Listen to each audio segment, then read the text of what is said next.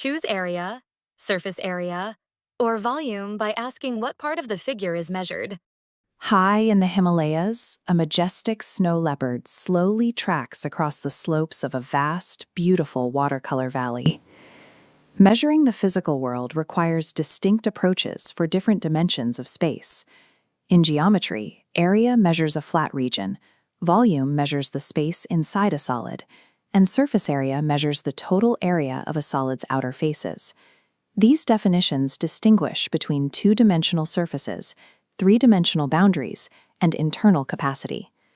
To find the area of a circle, multiply pi by the radius squared. For a circle with radius 3 units, area equals pi times radius squared. 3 squared is 9, so the exact area is 9 pi square units. For a right rectangular prism, volume equals length times width times height.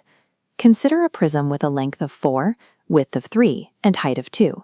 4 times 3 times 2 is 24 cubic units. Surface area of that prism counts every outer face. Use 2 times the quantity length times width plus length times height plus width times height. That is 2 times the quantity 12 plus 8 plus 6. The final step sums these values and doubles the total. The surface area is 52 square units. Quantifying these shapes rely on a precise step-by-step application of these baseline formulas. Many physical structures are composite figures.